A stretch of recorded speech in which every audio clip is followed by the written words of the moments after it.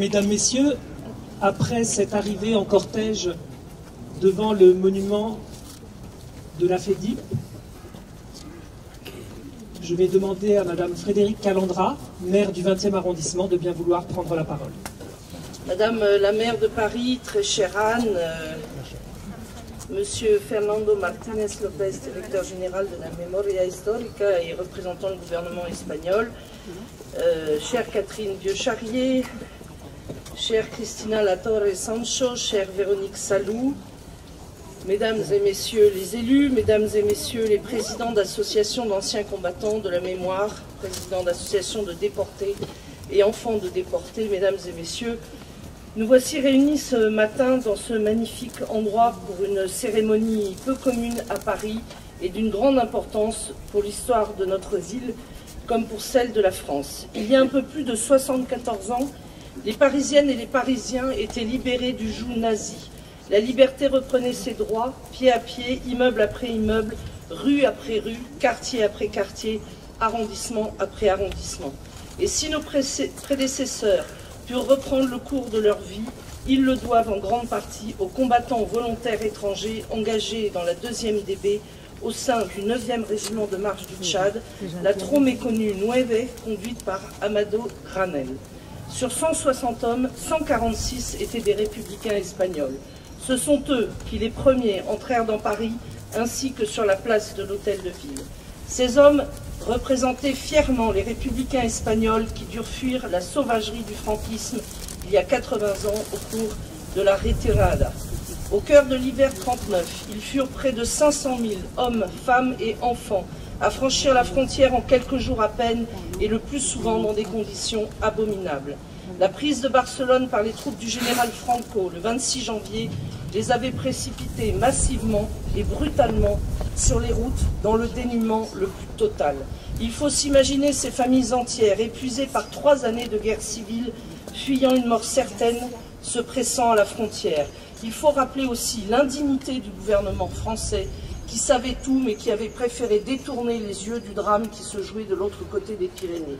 Il faut redire aux jeunes générations que notre pays a failli dans l'accueil de ces réfugiés, qui plus est porteurs de valeurs pourtant universelles et qui fondent notre idéal républicain. Nous les avons fouillés, détroussés, enfermés, entassés dans des camps à ciel ouvert sur les plages qui accueillent aujourd'hui des centaines de milliers de touristes chaque été. C'était notamment à Argelès, à Barcarès, à Saint-Cyprien, à Collioure. Le photographe Francisco Bois, dont nous avons transféré les cendres au Père Lachaise il y a 2 ans, faisait partie de ces réfugiés. Lui qui a volé plus de 20 000 clichés du camp de Mauthausen où il fut déporté et qui permit de témoigner de l'horreur des camps. N'oublions jamais que l'histoire espagnole récente est bornée des mêmes grandes dates que la nôtre. 1934, la grève générale réprimée par le général Franco. 1936, la victoire du Front populaire et le soulèvement au cœur de l'été de l'armée avec la bienveillance de l'Église. Et puis la répression, les tueries aveugles de la population civile, malgré l'apport inédit de milliers de renforts étrangers devant le péril autoritaire. Le massacre des habitants du petit village basque de Guernica en 1937 restera le symbole éternel de cette barbarie, immortalisée par Picasso. Malgré cet accueil indigne, malgré la déportation de plusieurs centaines de républicains espagnols dès les prémices de l'occupation, les survivants de la Retirada furent nombreux à rejoindre le maquis et à défendre leurs idéaux. 240 000 choisirent à la fin de la guerre de rester en France, dont beaucoup à Paris et dans le 20e arrondissement. On s'en félicite, Anne, car c'est à ce choix qu'on doit ta présence. Ils s'y investirent dans le tissu associatif, syndical, politique. En témoigne notamment l'installation de la CNT au 33 rue des Vignoles dans le 20e, dont j'ai vu les drapeaux. Leur histoire et la nôtre ne font qu'une, nos identités se mêlent. N'oublions ni leur engagement, ni leur sacrifice. Nous devons le transmettre encore et toujours, transmettre ce souvenir et les idéaux aux générations qui nous suivent. Et ne cessons jamais de tirer les enseignements de cette période, des résonances de l'histoire, du traitement que nous accordons à nos frères et sœurs en humanité, car demain, c'est l'histoire qui nous regardera. Je tenais à remercier chaleureusement toutes celles et tous ceux qui ont permis la réussite de cet acte, de cette cérémonie. Elle fait honneur à notre ville. Vive Paris, vive la République et vive la Nueve. Bravo.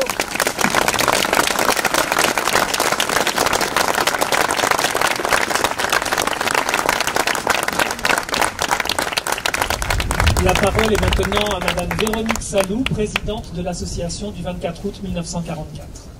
Mesdames, Messieurs, bonjour, merci d'être venus si nombreux en cette journée presque printanière, on a de la chance. Madame la maire de Paris, bonjour et merci.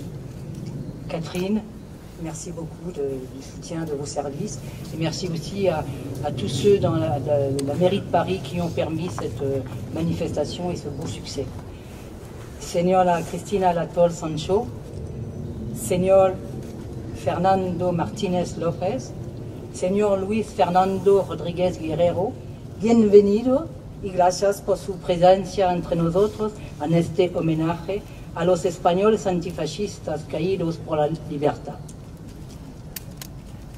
L'année 2019 sera l'année de l'évocation de la retirada, l'exode de 500 000 républicains espagnols qui, après 32 mois de combat contre des armées de Franco et le fascisme européen, furent accueillis trop souvent dans des conditions indignes par la France de 1939.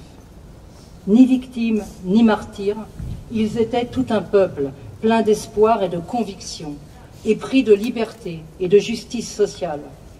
Si l'empreinte de cette mémoire continue à provoquer tant d'intérêt et de passion, c'est surtout parce qu'elle est synonyme d'avenir. Nombre de ces réfugiés traînaient dans leur maigre bagage des idées révolutionnaires, de partage, de solidarité. Pour les défendre, ils furent nombreux, dans l'exil, à reprendre la lutte contre le fascisme et à combattre la dictature franquiste durant leur long exil de 1939 à 1975. Il faut que chacun puisse comprendre d'où ils venaient, quelles étaient leurs motivations et pourquoi cette République espagnole, si singulière, écrasée par la barbarie, ignorée par les puissants, trahie par les États et les institutions internationales, résonne encore aujourd'hui, 80 ans après, si fortement dans le monde entier. Leur histoire est porteuse du combat contre l'idéologie fasciste et nous devons effectuer le travail de transmission. Il s'agit d'une mémoire sociale révolutionnaire qui a bouleversé le monde. Nous évoquerons ce qui a précédé la tragique retirada et ce qui lui a succédé. Premiers déportés de France dans les camps nazis à Mauthausen, les Espagnols ont su mener une résistance intensément plurielle. Ils possédaient une admirable force de caractère pour ne pas s'abandonner au désespoir et continuer de lutter dans toutes les situations. C'est cela qu'ils nous ont légué et qu'il nous faut transmettre à notre tour. Le travail de mémoire doit essentiellement servir l'avenir, empêcher le retour des dictateurs en éclairant la vérité historique sans complaisance. Viva la République! Encore faut-il savoir quelle République nous voulons.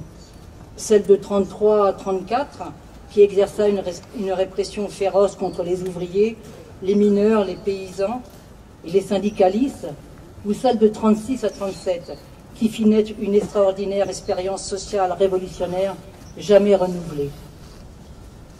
Ne pas avoir cette démarche vers demain, c'est condamner leur révolution à une momification. C'est falsifier l'histoire en omettant de transmettre les raisons et les difficultés de leur combat. Le chemin de la vérité est très difficile finalement. Pourtant, il nous faut l'exhumer pour avancer dans l'histoire de l'avenir. Je profiterai de la présence des représentants du gouvernement espagnol pour évoquer un point qui nous tient à cœur et qui concerne les êtres humains oubliés, ces centaines de condamnés et exécutés sous le régime franquiste. Seront-ils encore oubliés en 2019 comme ils l'ont été en 1977 ou en 2007? Cette reconnaissance serait un acte politique fort lié à l'abrogation de la loi d'amnistie de 1977. Je terminerai devant ce monument, érigé par la Fédération espagnole des déportés et internés politiques, la FEDIP. Contrairement à cette fabrique de héros qu'on voudrait nous imposer, la plupart des déportés espagnols faisaient partie intégrante d'une chaîne de résistance dans le camp. Or, beaucoup d'entre eux sont toujours tellement oubliés qu'on a même aujourd'hui jusqu'à oublier leur nom. Je pense à José Bailina Sibila, numéro 4971. À José Esther Borras, 64 553. À Melchior Capdevila, Roca, 4664. Au médecin Pedro Fresca Colomer, 3531. À Ramiro Santesteban, 3237. Ramiro Santesteban, dernier président de la FEDIP, encore vivant aujourd'hui, mais que son état de santé n'a pas permis d'être présent parmi nous, mais qu'il l'est de cœur. Et de tant d'autres, dont mon père, Angèle Olivares Gallego, 5080, qui inaugura en 1969, en compagnie de Daniel Meyer, représentant de la SFIO et membre du Conseil de la Résistance, ce monument, au titre de la FEDIP, dont il était le secrétaire du département de la Seine. Et à Antonio Garcia Alonso, 4665, premier espagnol affecté au service anthropométrique et qui le premier commença à collecter des clichés, preuve des assassinats perpétrés dans le camp par les SS. Je vous remercie de votre attention. Je vous invite à suivre toutes nos manifestations au cours de l'année 2019, en commençant par ce jour-ci, au Père-Lachaise et au 33 rue des Vignoles, et tout au long de l'année, nos manifestations seront tournées vers justement ces 80 ans de l'anniversaire de l'exil. Voilà. Je céderai, après le morceau musical, je céderai la parole à Claude Garcia, qui est le fils d'Antonio Garcia, ce premier photographe espagnol de Mauthausen, et qui va présenter son papa et évoquer son travail, ce papa qui fut un de ceux de cette chaîne espagnole qui a résisté et qui a su mettre de côté toutes les preuves de l'innommable dans les camps de concentration. Merci beaucoup. Comme l'a dit Véronique Salut, la musique fait partie intégrante de la mémoire et de la transmission. Aussi, nous vous proposons un premier moment musical avec le morceau « A las barricades ».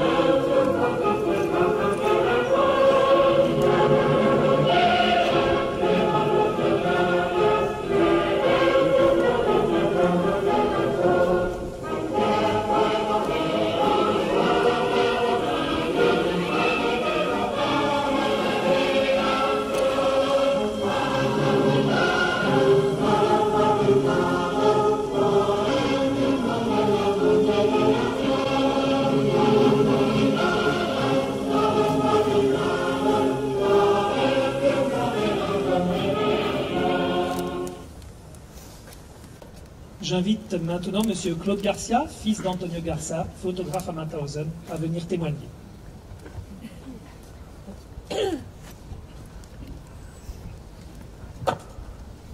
Bonjour à tous et merci d'être là. Je m'appelle donc Claude Garcia et je suis fils de terroriste. Ma maman, elle a 32 ans en 1940. Arrêté par la police française, torturé, condamné par un tribunal français à 5 ans de travaux forcés pour terrorisme. Son chef de réseau, le député Jean Catla, est lui condamné à mort et sera décapité à la hache dans la cour de la prison de la Santé. Ironie de l'histoire, quand elle est rapatriée par la Croix-Rouge canadienne du camp de concentration de Ravensbrück, elle pèse 37 kilos, elle a le typhus, la fièvre typhoïde, et dans le même temps, le magistrat qui l'a condamnée est nommé premier assesseur au tribunal de grande instance de Paris. Comme quoi, il vaut mieux faire partie de l'élite, avoir des amis puissants, qu'un simple costume de bagnard sur le dos. Circonstance aggravante, elle va épouser un républicain espagnol. Mon papa, le Spaniard, matricule 4665 selon les SS, à 23 ans, en 1936. Photographe, dans sa ville de Tortosa, il va un soir fermer sa boutique, mettre la clé sous la porte et s'engager dans l'armée républicaine. Il est nommé sur le front, affecté au front de l'Èbre, doté d'une carabine de rebut de l'armée américaine, qui a transité via le Mexique pour arriver donc entre les mains des républicains espagnols. Particularité, la carabine Winchester est très pratique pour exterminer les peuples indiens lorsqu'on est à cheval, parce qu'elle s'arme par le bas. Lorsque vous êtes derrière un parapet, vous ne pouvez plus armer et vous ne pouvez plus viser. Les fascistes en face ont des Mauser de l'armée allemande qui s'arment par la culasse. C'est ensuite la retirada et l'internement par les autorités françaises. La mer d'un côté, les barbelés gardés par des tirailleurs sénégalais de l'autre. Peu ou pas à manger, de l'eau saumâtre, la dysenterie, la diphtérie. Le mot d'ordre, si vous n'êtes pas content, engagez-vous dans la Légion. 10 mai 40, invasion de la France. Les Espagnols sont tous volontaires pour monter au front. Ils sont organisés en compagnie de travailleurs et montent avec des pelles et des pioches pour renforcer la ligne Maginot. Ils ne l'atteindront jamais. 22 juin 1940, signature de l'armistice. Certains officiers qui encadraient les bataillons de travailleurs ont ouvert les portes des granges dans lesquelles ils étaient enfermés pour la nuit et leur ont dit de disparaître dans la nature. Ce sont ces Espagnols, ces républicains espagnols, qui vont former les noyaux des premiers maquis dans le sud de la France, forts de leur expérience de la guerre d'Espagne. D'autres officiers vont livrer la clé des granges au premier détachement de la Wehrmacht qu'ils vont rencontrer. Un simple lieutenant avec un sidecar dans le cas de mon papa. Les wagons à bestiaux n'ont pas tardé à arriver, direction Mauthausen.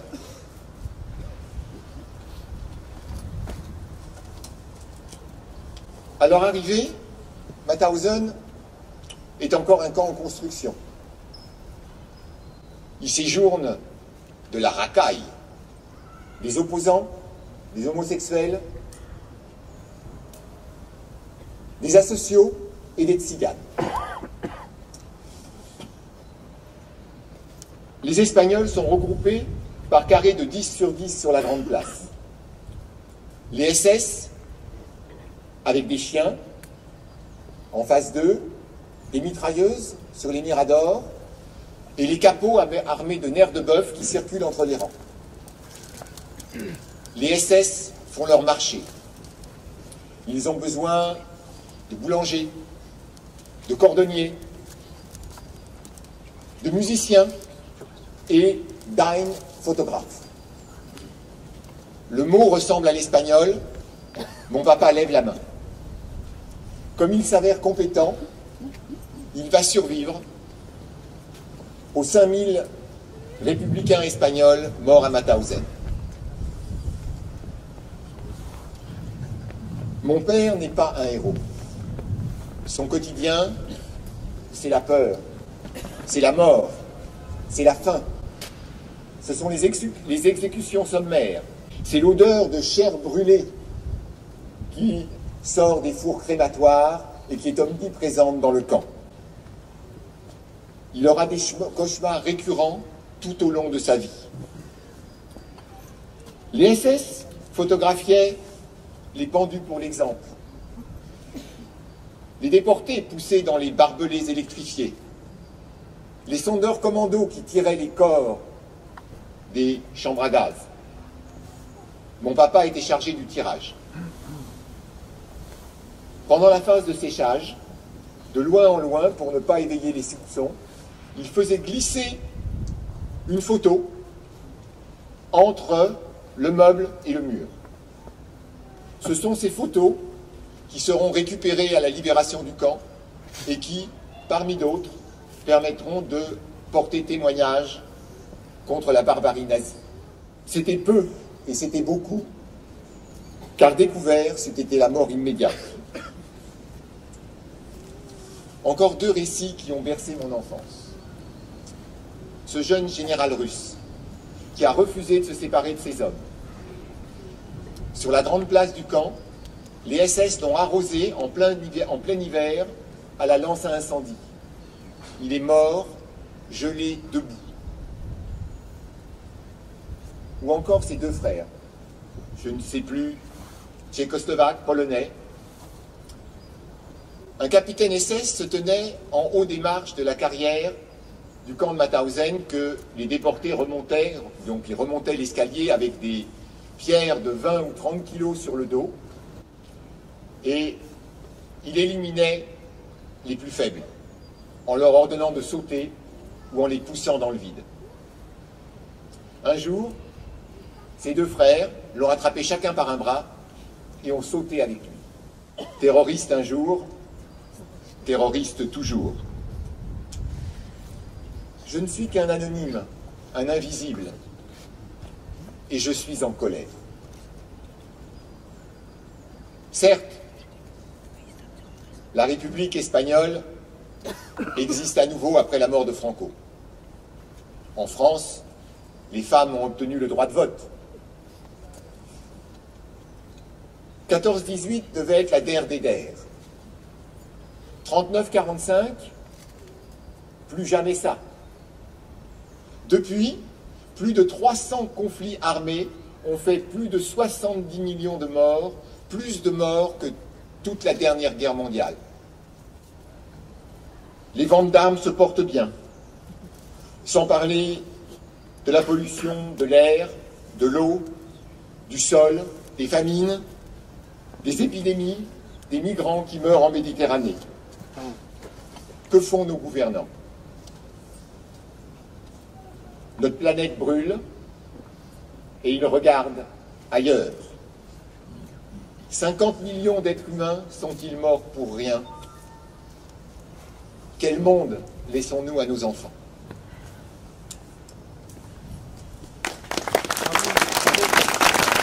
Merci beaucoup. La parole est maintenant à Yvan Laroua, représentant de l'association Mémoire Histoire des Républicains Espagnols de Lyon. Mesdames, Messieurs, je voudrais tout d'abord remercier l'association du 24 août et la mairie de Paris et tous ceux qui ont permis la réalisation de cette belle manifestation. Notre participation aux manifestations du 24 août chaque année nous pose toujours un problème, parce qu'Auxerre et plusieurs villes de Lyon ont été libérées le même jour. Le 24 août 2014, lors de la première marche sur le parcours de la Nueve, nous étions plus d'une trentaine de Lyon, et dans le même moment, le maire d'Auxerre remettait la mémoire d'honneur de la ville d'Auxerre à deux résistants qui ont libéré Auxerre. Il présentait le premier de cette manière. François Solano était espagnol, républicain espagnol. Chassé de son pays par les franquistes, après être passé par les camps, il est arrivé dans Lyon lors de l'Exode. Mais dès 1942, il rejoignait un mouvement de résistance. François Solano, jeune résistant, se verra confier le premier bazooka parachuté dans Lyon. Il participera à de très nombreux sabotages sur la ligne Paris-Lyon-Marseille, en particulier au moment du débarquement. Et il sera au cœur du dispositif quand les Allemands attaqueront son maquis au Bois Blanc. 5 résistants ont été tués, 540 Allemands ont été mis hors de combat. Le 24 août, dans l'après-midi, la compagnie FTP Polbert arrive à son tour à Auxerre. Elle est en retard par rapport à la prévision parce qu'elle a été durement accrochée par les troupes allemandes en fuite. Et cette compagnie Polbert est commandée par le capitaine Castagne. Castagne, en fait, c'est Constantino Simo. Constantino Simo, en 1936, au moment du coup d'État, a 19 ans. Il s'engage avec son père dans les colonnes espagnoles pour libérer l'Aragon. Malheureusement, son père sera blessé, fait prisonnier, torturé, exécuté et jeté dans une fosse commune. Il ne réussira à passer la frontière, lui, que le 19 août 1939, c'est-à-dire pas au moment de la retirada, mais bien plus tard. Il sera pris par la gendarmerie de Pétain, envoyé bien sûr dans les camps, pas de Pétain, de Daladier, pardon, excusez-moi, envoyé dans les camps, et il sera envoyé après dans une compagnie de travail dans Lyon, en tant qu'agriculteur. Mais très vite, lui aussi, va chercher à rejoindre les maquis, la résistance française.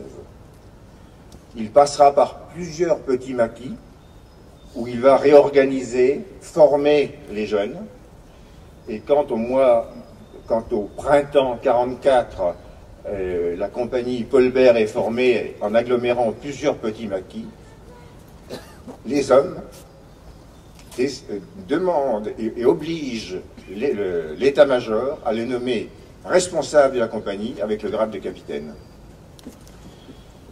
Dans ses mémoires, il écrit « Pour moi, c'était un devoir. Je voyais de plus en plus que c'était la continuation de la République espagnole. C'était un dû à mon père. » Après le débarquement, il arrive donc à Auxerre et il poursuivra le combat jusqu'en Allemagne. Il sera même nommé capitaine au titre des étrangers et chef d'un bataillon en Allemagne. Un général américain le nommera gouverneur d'une ville du Palatinat. Malgré ce passé exemplaire, il n'obtiendra la nationalité française qu'en 1996. Sa première demande est de 1974. Lors de la création de notre association, il y a 10 ans, bien sûr, Solano, Simo était connu. Une dizaine d'autres Espagnols étaient reconnus comme ayant été résistants. Après un travail avec l'ARORI, association qui travaille sur la résistance, nous sommes maintenant à près d'une centaine reconnus comme ayant participé à tous les combats de libération de Lyon. Humbles, discrets, la plupart d'entre eux ont continué avec beaucoup d'efficacité leur lutte antifasciste commencée en Espagne. Mais je pourrais très rapidement vous parler de quelques autres. De Georges Semprin, arrêté à Joigny, emprisonné et torturé à Auxerre. De la destruction à la Grenade par 3 frères, les frères Frauca, qui vont d'un blindé léger du côté de Villeneuve-sur-Yonne. De la capture d'une citerne de 3000 litres, puis dans une autre opération d'un canon antiaérien, par un résistant que tout le monde appelait Domino. Mais Domino, c'était Domingo Bellavista. De la participation de Godine, qui vit encore, qui vit sur Châlons, à la libération d'Avalon et à des très durs combats du côté de Saint-Moré et de Pont-Aubert. Certains résistants de Lyon, certains Espagnols résistants de Lyon, paieront de leur vie aussi cet engagement. Je veux parler de Palancio, Doblado, Cortés, membres du maquis Vauban depuis les années 1943 et qui seront exécutés de manière inexpliquée, ou tout du moins très lâche, lors de la libération de Tonnerre. Antonio Garcia, qui était connu dans Lyon sous le nom de Joseph Moreno, organise dès 1942 le sabotage de trains de munitions qui partent du camp de Varennes pour aller sur l'Est. Il est bien sûr soupçonné, il est obligé de quitter Lyon, il va se réfugier à Brest, deviendra ensuite responsable une compagnie FTP en Bretagne, il sera pris et lui aussi exécuté. Lyon libéré, 2 camions chargés de républicains espagnols, bien pourvus par leurs camarades des maquis en armes légères, prennent la direction du sud, la direction des Pyrénées. Ils vont rejoindre les 11 bataillons de sécurité déployés de Perpignan à Bayonne pour faire face à une éventuelle attaque des troupes franquistes pour venir en aide aux troupes nazies. Beaucoup de ces résistants vont en profiter pour aller établir des maquis de l'autre côté de la frontière parce qu'ils pensaient que les Alliés, ils étaient persuadés qu'il y avait un accord entre les Alliés et la résistance pour libérer l'Espagne. Malheureusement, après l'échec du Val d'Aran et leur démobilisation fin mars 1945, ces Espagnols vont se retrouver, vont être renvoyés dans leur région d'où ils provenaient. Il était clair pour eux à ce moment-là que c'était la 2e fois qu'ils étaient abandonnés, trahis, et que Franco était là pour de très nombreuses années, et que les Espagnols resteraient des réfugiés, pour beaucoup d'entre eux des apatrides, vaincus, mais forts de leurs convictions, de leurs rêves de liberté et de justice sociale. Merci. Nous allons maintenant entendre un texte d'Elsa Osaba, fille de déportés, lu par Juan Chicaventura. Bonjour mesdames et messieurs.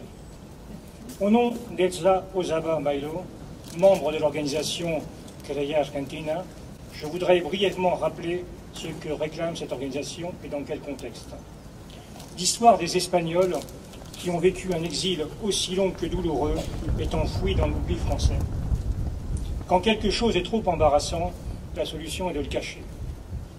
Nous sommes reconnaissants aux hommages rendus par les autorités françaises à la participation des Espagnols pour la libération de l'Europe. C'est un pas vers la vérité.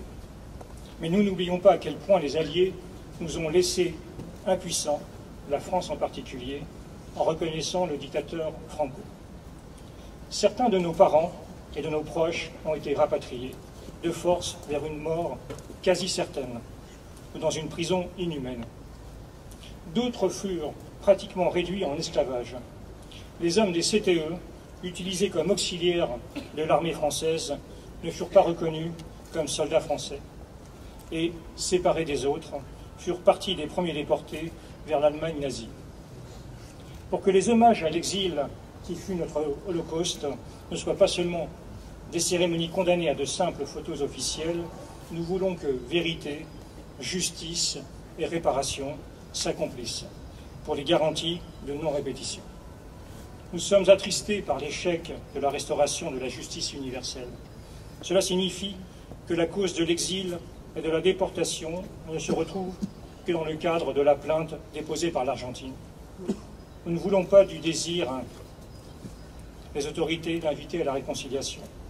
Ce que nous honorons aujourd'hui, héros d'hier, continue d'être un exemple de résistance à un monde qui n'est pas meilleur, mais qui se souvient du monde pour lequel ils ont combattu. Le 15 janvier dernier est venue la demande de ce pardon de la part de la ministre de la Justice au nom du gouvernement espagnol pour l'oubli institutionnalisé de l'exil. Merci Madame la ministre pour cela. Mais permettez-moi une réflexion personnelle. À la mémoire de ma mère, récemment décédée à l'âge de 98 ans, 3/4 de siècle se sont écoulés depuis la création des droits de l'homme. Pourtant, le résultat est là. Ils continuent de briller par leur absence. Santé et République. Nous poursuivons notre recueillement musical avec le morceau intitulé Mauthausen.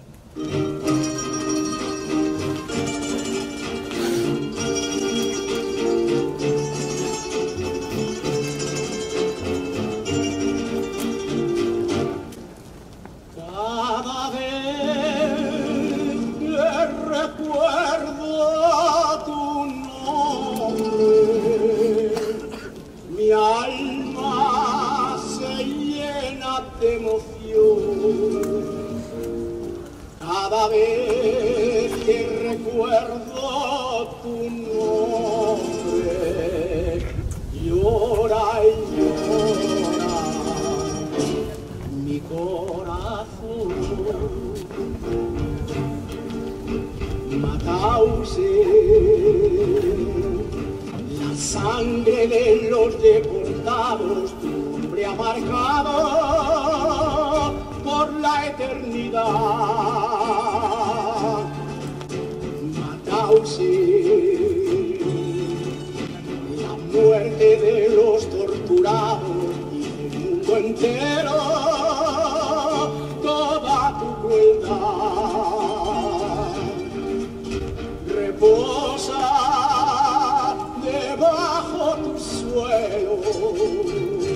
Todos los que han muerto por la libertad, descansa en paz, compañero deportado. De todos los que han sufrido, nunca serás olvidado. Cada vez que recuerdo tu nombre, mi alma se llena de emoción. Cada vez que recuerdo tu nombre, llora y llora mi corazón. Mauthausen, la sangre de los deportados, tu nombre ha marcado por la eternidad. Mauthausen, la muerte de los torturados y del mundo entero, toda tu crueldad. Quisiera antes de morir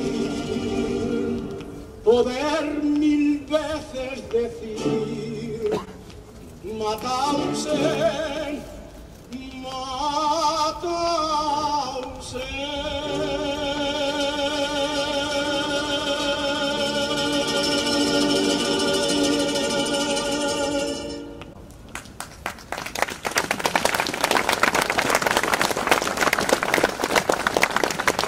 Madame Véronique Saloux va nous donner quelques explications sur les conditions de composition de cette œuvre. La chanson que vous venez d'entendre donc, a été créée en 1965 pour le 20e anniversaire de la libération du camp. Elle est issue d'un 45 tours qui a été édité par la FEDIP au moment de ce 20e anniversaire et qui comportait 4 chansons, dont 3 d'entre elles ont été créées au camp de Mauthausen. La première chanson, c'est El Canción del Prisionero, qui a été composée et chantée à Mauthausen le 19 juillet 1943. Juan Sin Tierra, qui a été composée et chantée aussi à Mauthausen et qui a été dédiée ensuite au peuple espagnol. Et le chant Retornarem, qui a été composé le 5 mai, le jour de la libération du camp. Ces 4 chansons, ont été composées et chantées par 2 déportés, donc Ricardo Garriga, le numéro d'immatricule 5972, et ont été chantées par Juan Vilato, le matricule 3829, qui était un des plus jeunes déportés de Mauthausen et qui chantait, la voix que vous avez entendue, avec un poumon en moins. La couverture de ce petit 45 tours a été dessinée aussi par un déporté, Ramon Mila, le numéro 9035. Merci. J'appelle maintenant M. Fernando Martínez López, directeur général de la Memoria Histórica, à prendre la parole.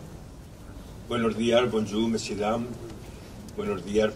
Muchísimas gracias a los organizadores, a la alcaldesa de París, Ana Hidalgo, a todos ustedes, por invitar al Gobierno de España a participar en este acto de homenaje a los españoles que lucharon por la libertad. Muchísimas gracias. Aquí estamos una representación del Gobierno de España, del Ministerio de Justicia, encabezada por Cristina Latorre, subsecretaria del Ministerio de Justicia, por Luis Fernando Rodríguez y por mí mismo, que soy el director general de la Memoria Histórica. Quiero en primer lugar felicitarles por haber elegido este lugar para iniciar los actos de conmemoración de la retirada y felicitarles porque el cementerio Père Lachaise es un símbolo en la historia y en la lucha por la libertad.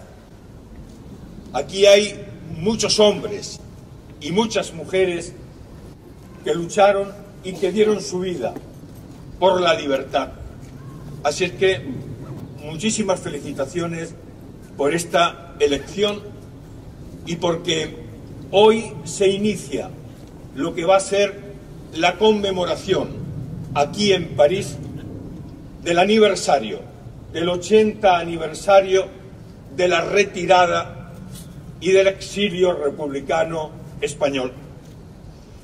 Un exilio republicano que el Gobierno de España este año ha decidido en Consejo de Ministros conmemorar oficialmente.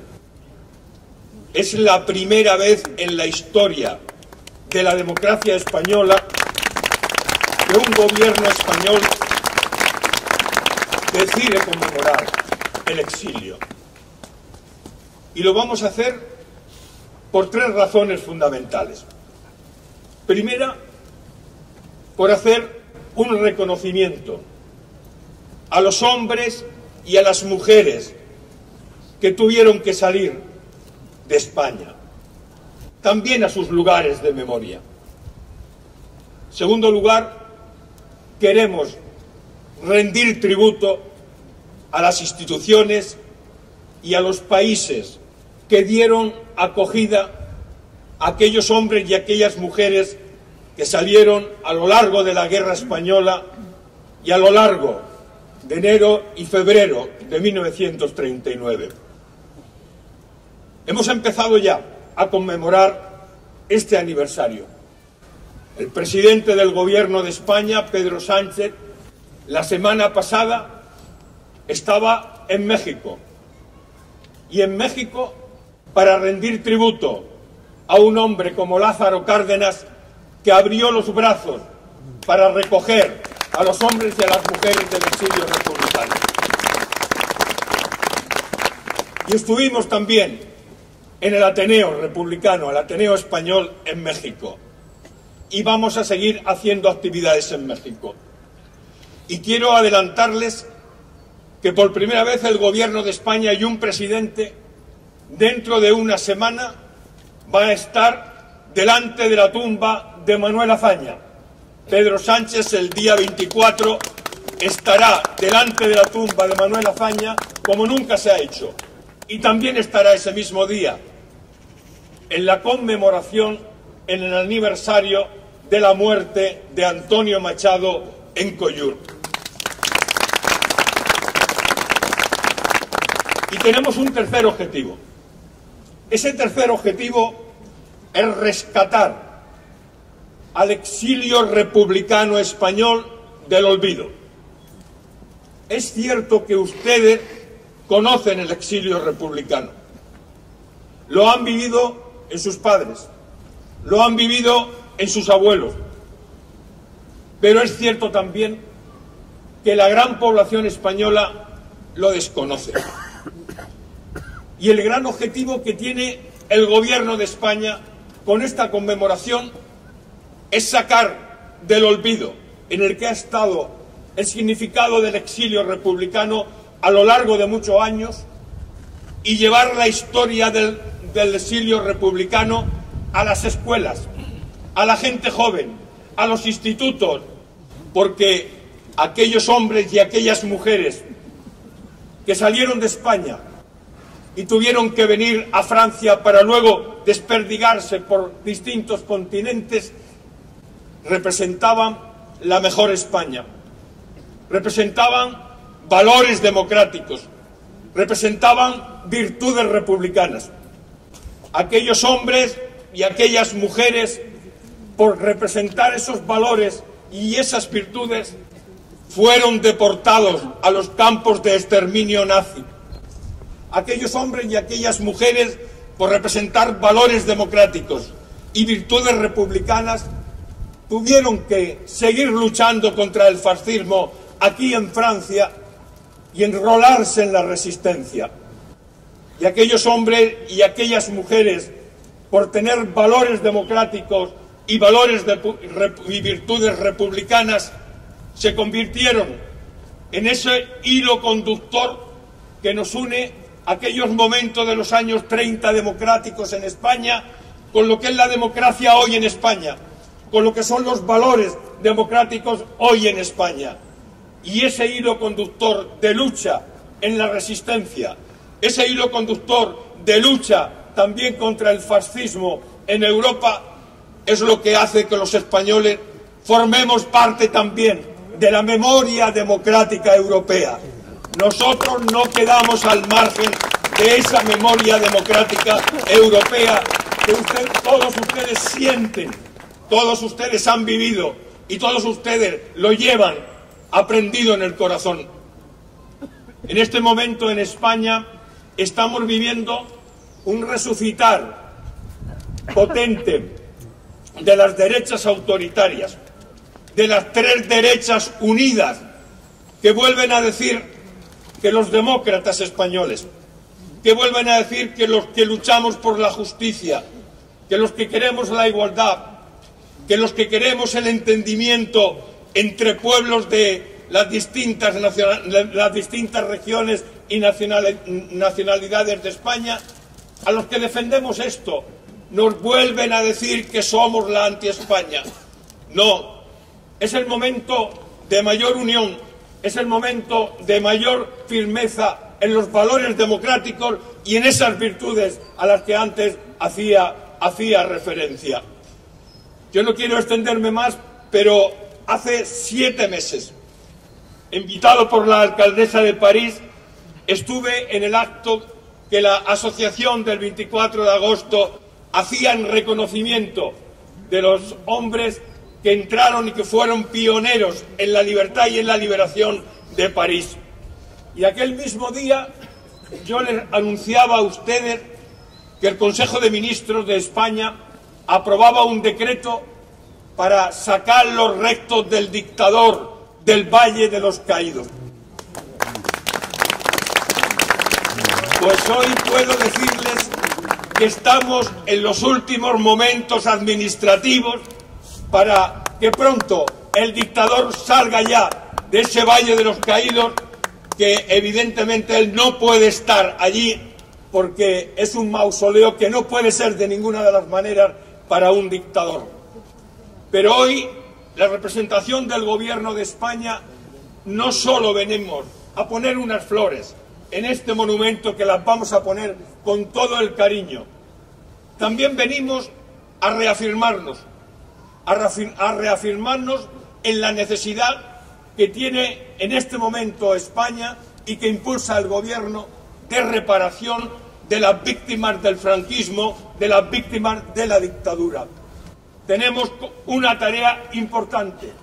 Tenemos todavía muchos hombres y muchas mujeres amantes de la libertad que están en fosas comunes. Es el compromiso del Gobierno español el sacar a esos hombres y a esas mujeres y poder entregarlos a sus familiares para que den digna sepultura. Y escúchenme ustedes, esto no es una cuestión de unos ni de otros, es una cuestión de humanidad, es una cuestión de derechos humanos, es una cuestión clara y abiertamente de dignidad democrática. Tenemos un claro compromiso en resolver los problemas del conocimiento de la verdad, de la justicia, de la reparación y situar las garantías de no repetición con los hombres y las mujeres de España en su conjunto, porque es un tema de dignidad democrática. Así es que, amigos y amigas, esta mañana aquí en París, muchas gracias por su invitación, honor y gloria a los españoles que combatieron por la libertad. ¡Viva la libertad!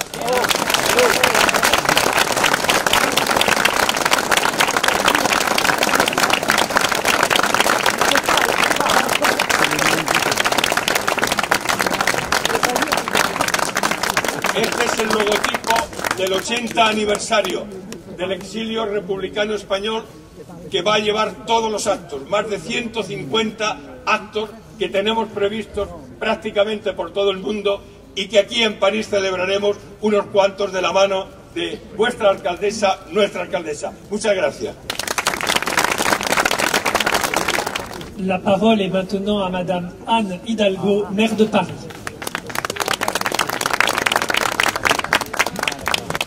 Cher Frédéric Calambra, Madame la maire du 20e, chère Catherine Vieux-Charrier, chers élus qui accompagnaient ce travail que nous faisons au quotidien, mais je veux aussi saluer la représentation du gouvernement espagnol, querido Fernando, querida Cristina. Aquí estamos juntos para este acto tan fuerte, tan lindo, y quiero agradecerle por todo lo que estáis haciendo para esta memoria que tenemos que recuperar y llevar por delante, porque es la memoria de mujeres y hombres quienes siempre han combatido para la libertad, y aquí estamos juntos para ellos.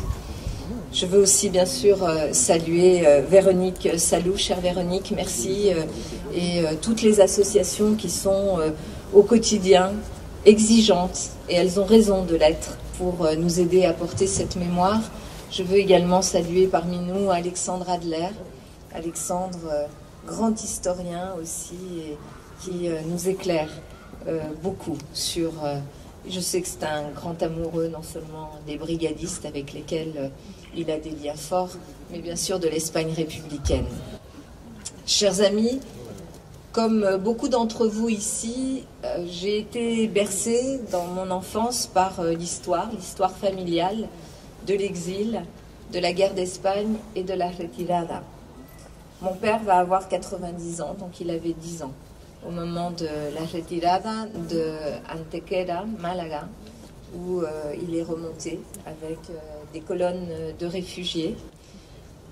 Il est remonté cette route de la retirada avec un récit qui est d'abord un récit familial et un récit avec les yeux de l'enfant de 9 ans qu'il était lorsqu'il a, dès juillet 39, commencé à remonter avec ses parents cette route de l'exil.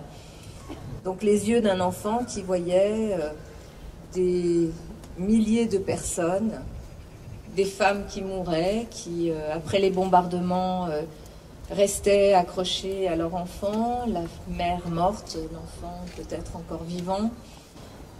Des souvenirs, un récit comme on peut le voir avec des yeux d'enfant. Et je n'avais que ce récit familial, puisque bien sûr le récit historique, il était caché. Mais ce récit familial, il m'a permis de comprendre, de connaître, de savoir que beaucoup de ces Espagnols sont arrivés, cherchaient les régions où la République vivait encore, où elle se battait, où elle résistait. Bien sûr, beaucoup d'entre eux sont allés vers les Pyrénées, vers la Catalogne. Ce fut le cas de ma famille, avant d'être au moment où la Catalogne, Barcelone, tombe entre les mains des franquistes. Ces sirènes, des sirènes partout, pour dire à tous ces réfugiés qui étaient massés sur les bords de la frontière de passer de l'autre côté. Et puis de l'autre côté, les camps pour les combattants, les camps pour les familles, des hôpitaux, des prisons ouvertes, transformées à la hâte en camps. Ma famille se retrouva dans une prison vraisemblablement dans le Lot-et-Garonne, parce que là aussi, cette mémoire de ces lieux, mis à part quelques-uns des camps, heureusement, qui sont là et qui aujourd'hui porte cette histoire républicaine, mais beaucoup de ces lieux ont été détruits et sont très difficiles aujourd'hui à identifier. Donc toute cette histoire est l'histoire que nous partageons de très très nombreux Espagnols, franco-espagnols, français. C'est une histoire commune et c'est bien sûr avec beaucoup d'émotion que je suis devant vous pour ce lancement du 80e anniversaire de la retirada et de cette guerre qui a été une guerre terrible, d'abord parce que guerre civile, parce que les populations espagnoles, les combattants pour la liberté n'ont pas été aidés, c'est le moins qu'on puisse dire, et qu'en revanche, ils se sont, eux, impliqués, comme peut-être tous ceux qui venaient de pays qui avaient déjà dû combattre le fascisme. Je pense à des Italiens, je pense à d'autres plus loin qui avaient une autre histoire, mais qui ont été aussi des combattants incroyables contre le fascisme. Je pense aux Arméniens et à bien d'autres. Et donc, ces femmes et ces hommes se sont retrouvés seuls au lendemain de la Deuxième Guerre mondiale, encore plus seuls qu'en 1936. Et en fait, ils ont continué à vivre, à transmettre, à se battre pour leur idéal de liberté. Et donc, je suis à la fois émue, heureuse et fière. Je pense à eux tous. Je me dis que, bon, ils ont gagné. En fait, ils ont gagné. On est là. On est là. On est tous là. Donc, ils ont gagné. Alors, c'est vrai qu'il y a des histoires terribles, des vies fauchées, des familles dévastées, des drames qui, lorsqu'ils sont tués, éteints, lorsqu'ils n'ont pas droit à une reconnaissance officielle, sont des drames qui forcément travaillent encore plus durement les familles qui les ont éprouvées, parce que elles se posent seulement la question de la légitimité de leur histoire et celle de leurs parents ou grands-parents. Mais nous sommes là aujourd'hui pour pouvoir donner à cette histoire, à ces mémoires, toute leur amplitude, toute leur force. Et je veux le dire, je le dirai en espagnol, quiero agradecerle al presidente del gobierno español, a Pedro Sánchez, porque no era una tarea tan fácil de llegar en estas circunstancias al gobierno español y de decidir, como lo decidió él, de darle la posibilidad a esta historia y a esta memoria, no solamente de que se conozca y que se aprenda en las escuelas, en la historia oficial, pero también que sea legitimada, porque yo creo que se necesitaba esto, se necesitaba algo que no era, de verdad, reconciliación no es la palabra que conviene en nada, sobre todo cuando se ve lo que está pasando ahora. Reconciliación no, pero conocer, saber, poner palabras justas, datos, fechas, y también poder comentar y darle esta legitimidad y darle este reconocimiento a todos los que han combatido y que han muerto por esta libertad. Eso ha sido un acto muy fuerte y no un acto de una circunstancia, no es solo un discurso del presidente Pedro Sánchez. Estuviste con nosotros, Fernando, estuvimos juntos el 24 de agosto, lo comentaste, y fue un momento tan fuerte también para nosotros de poder compartir esto y de tener también por primera vez una representación oficial del gobierno de España. Y además ese día mismo donde se había decidido, lo había decidido el pueblo español con su gobierno de sacar al dictador del Valle de los Caídos. Todo esto era, bueno, muchos símbolos y una historia que estaba también ahí escribiéndose con muchas convergencias y mucha fuerza. Y quiero agradecerle por todo esto.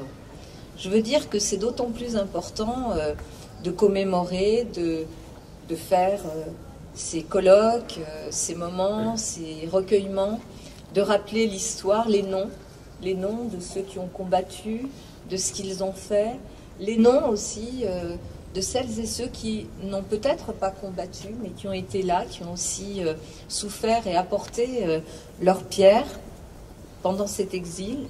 Ceux aussi qui sont retournés et qui ont connu ensuite la prison, les exécutions, et qui ont connu la déchéance, puisqu'ils étaient déchus de tout, qui ont connu, ce fut le cas aussi pour ma famille, que les enfants soient considérés comme des enfants de rouge, donc à jamais marqués du sceau d'enfants de rouge dans toute leur vie professionnelle. Et tout ça, c'est aussi cette histoire que nous devons porter aujourd'hui et que nous devons non seulement faire nôtre, mais partager.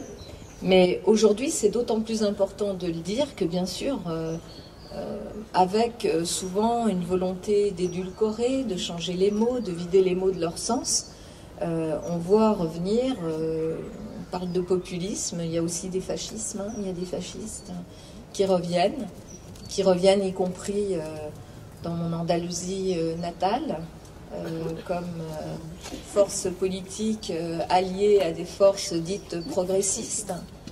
Il faudra qu'on m'explique comment on peut être progressiste et s'allier à des forces qui revendiquent l'attachement à un dictateur, et qui, par ailleurs, parce que ça n'est pas encore vraiment ni connu ni commenté, viennent de confier justement à cette force d'extrême droite, fasciste, le soin de porter la mémoire et la culture au sein du gouvernement d'Andalousie. Donc bien sûr que ce que nous faisons là a une résonance très particulière, c'est que nous sommes des femmes et des hommes engagés dans des responsabilités associatives, dans des vies, la vie familiale, la vie politique. Nous sommes engagés et on ne peut pas faire comme si tout cela n'existait pas et comme si les mots devaient perdre leur sens. Donc, commémorer pendant cette année le 80e anniversaire de l'exil républicain et démarrer ici à Paris, ça a du sens. Parce que Paris est une ville de liberté, parce que Paris, c'est le berceau de la République française avec toutes les autres communes, mais Paris a toujours joué un rôle, son peuple, hein, quand on dit Paris, c'est son peuple, a joué un rôle majeur justement dans la défense de ces valeurs républicaines tout au long de l'histoire. Paris fait partie des grands mythes des républicains espagnols, comme la République française qui fait partie des grands mythes des républicains espagnols. Et donc, ce n'est pas un hasard si nous nous retrouvons ici au Père-Lachaise pour lancer ces nombreuses commémorations, colloques qui vont nous permettre de faire en sorte que cette histoire soit connue, qu'elle puisse être portée, propagée, diffusée, comme il se doit pour qu'elle constitue une chaîne, un lien très, très solide, un lien très fort entre toutes celles et ceux qui continuent à repérer, à comprendre qu'il y a du danger et que les valeurs pour lesquelles nos grands-parents, nos parents, nos voisins se sont battus sont des valeurs qui sont fragiles. En fait, que la République est fragile, que la démocratie est toujours fragile, parce qu'il faut en prendre soin. Et comme tout ce qui est fragile, si on n'en prend pas soin, eh bien, ça s'abîme et ça perd de sa force. Et je pense que ce que nous faisons là, c'est aussi donner cette force et prendre soin de ce qui nous est le plus cher, à savoir ces valeurs qui sont les valeurs inscrites d'ailleurs au fronton de nos mairies, la liberté, l'égalité et la fraternité, pas l'une sans l'autre, mais les trois ensemble, tout le temps. Les trois ensemble, tout le temps. Il ne peut pas y avoir de liberté sans égalité, et tout ça sans fraternité, ça n'existe pas. Donc ce sont les trois ensemble. Et c'est ce que nous faisons ici aujourd'hui.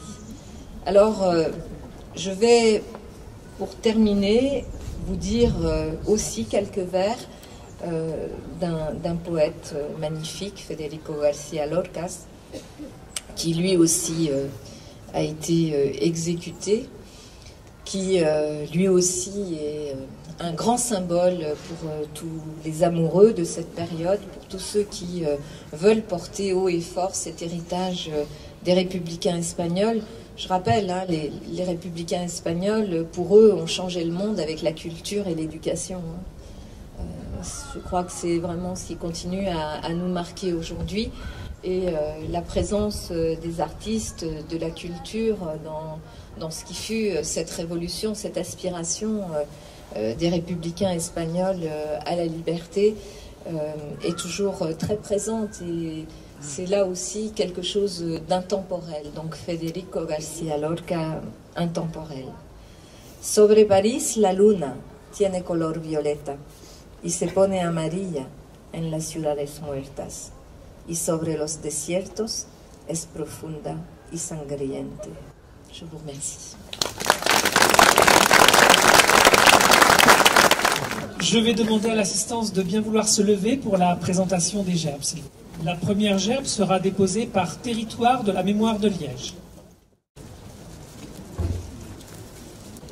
Association du 24 août 1944.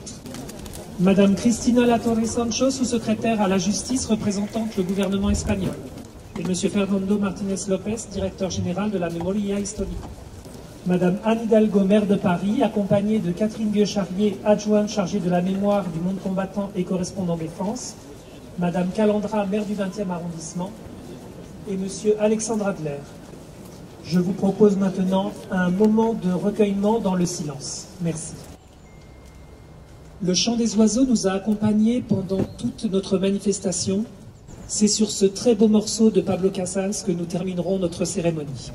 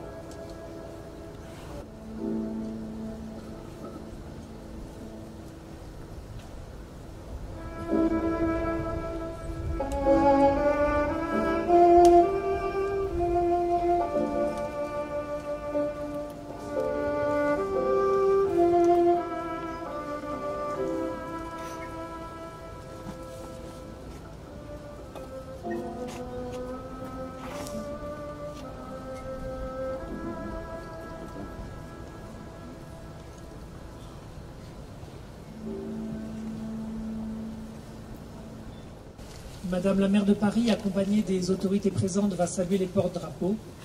Vous êtes invités à poursuivre cette commémoration au 33 rue des Vignoles, en compagnie de l'association 24 août 44, qui, pendant tout le week-end, va animer ses locaux avec de nombreuses séquences. Merci à tous pour votre présence aujourd'hui.